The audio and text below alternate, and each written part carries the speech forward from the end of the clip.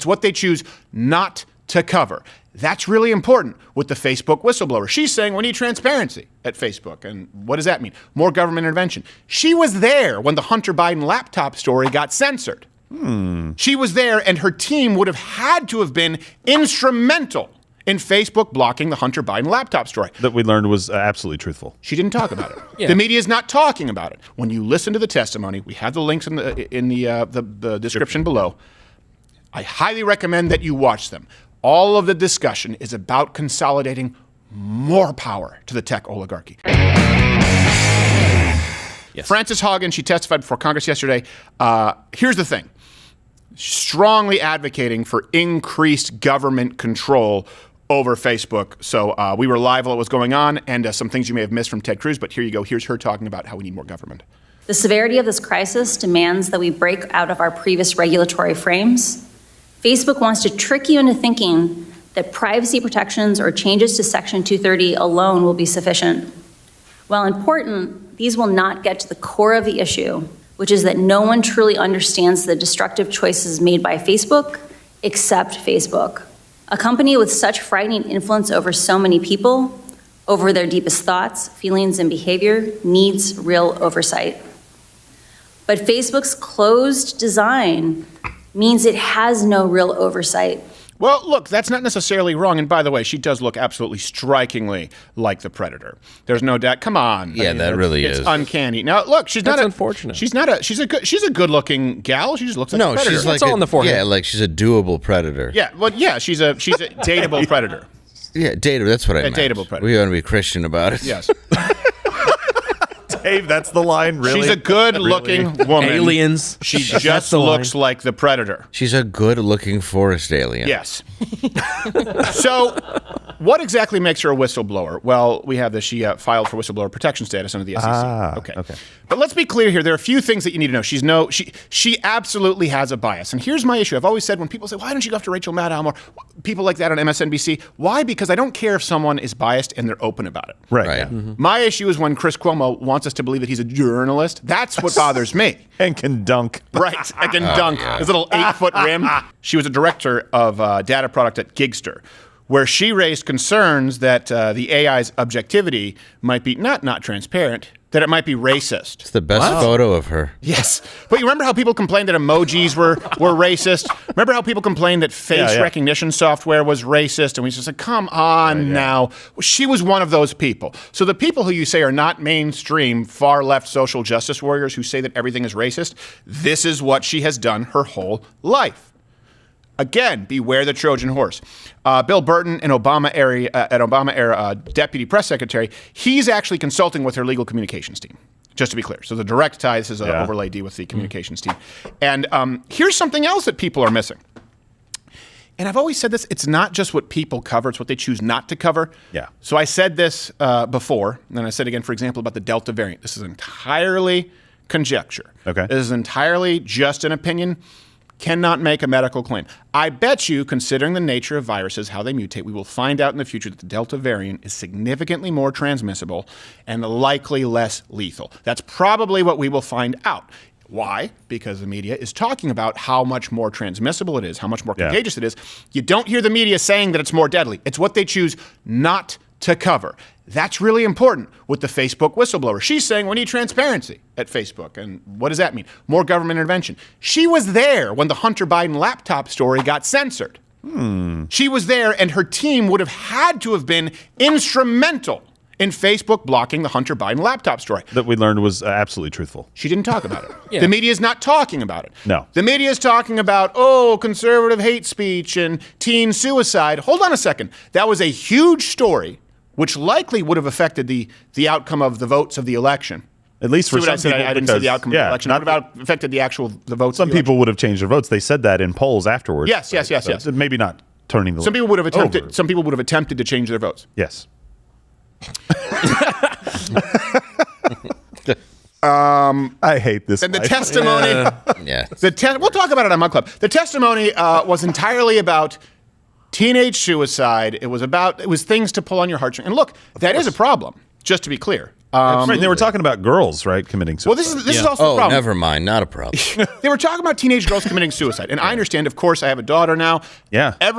We do not want to see a company disregarding their involvement in an increase in suicide. Right. But why talk about girls? Here's something people don't know. Boys commit suicide at 4 times the rate of girls. Wow. And there is, that very same data reflects that there's an increase in young male suicide.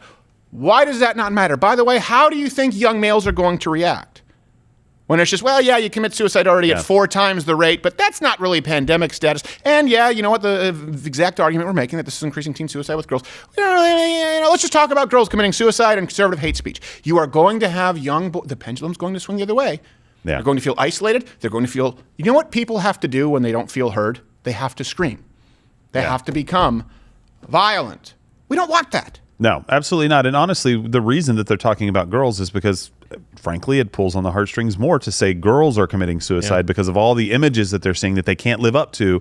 And Instagram and Facebook are just pushing those things. And it is part of the predator feminist agenda. Yep. CNN cut away during this. They have giant nipples. Really? Ted Cruz, too. This is something they didn't cover in the media. I'm sure they went back to the COVID death ticker. Yeah. Cut away during Ted Cruz's questioning. So here's something, again, it's what the media doesn't talk about, that you missed.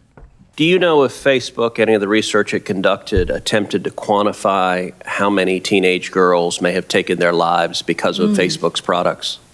I am not aware of that research.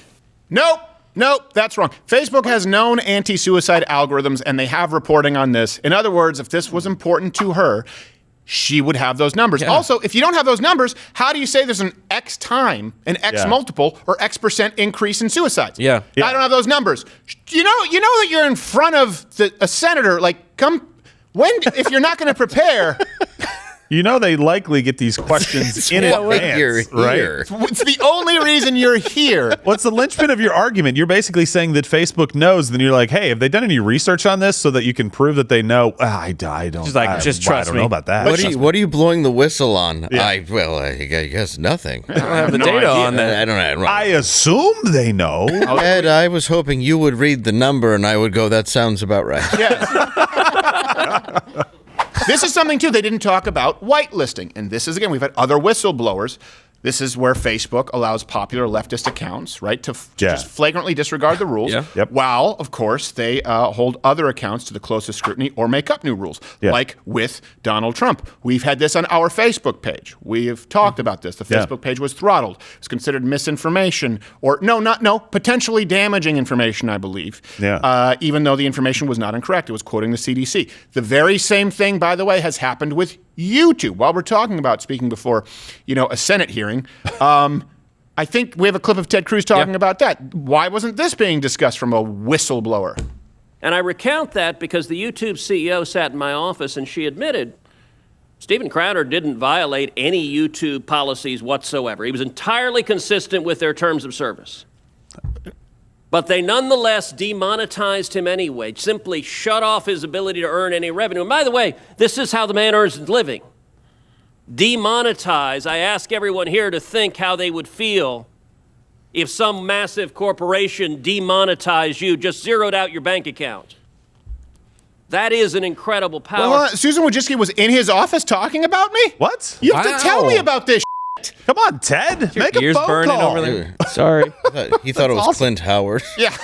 By the way, lest you forget, our entire 2020 election stream was removed from Facebook. Gone. No reason still to this day. No reason given. And this is something else they didn't talk about Section 230. We've been talking about this on this show. Section 230 is a protection that's afforded to Facebook, YouTube, Twitter. What does it mean? It's very simple. Let me say, if you're talking on Verizon or AT&T, even if you're a Nazi talking about how you hate people of different races, which is horrible, it's abhorrent, but the fact is they don't have the right to remove your cell service or stop your call. That's the same protection afforded to Facebook, YouTube, Twitter, because they're not liable for any comments or any content on that. That's not the same for the New York Times, Washington Post, because these are considered publishers. However, Facebook, when you clearly see they remove a sitting president, or Twitter removing a sitting president, and YouTube, by the way, you think that all happens at once by coincidence?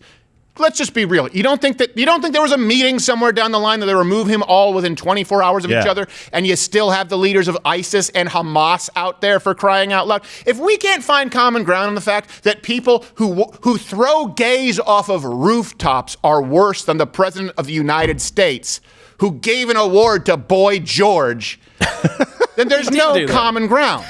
By the way, this is the same Facebook and Twitter that removed the absolutely true Hunter Biden story that was not Russian disinformation prior to an election. I'm just going to go back to that. I'm going to keep hitting that because if you're saying that you're a platform and not a publisher, then you leave that story up and you let people go in and debunk it, right? Of course. But that's not what happened. Now we're supposed to believe that, of course, they are beyond fault when it comes to discussing the election and COVID now. Absolutely. And they need more power.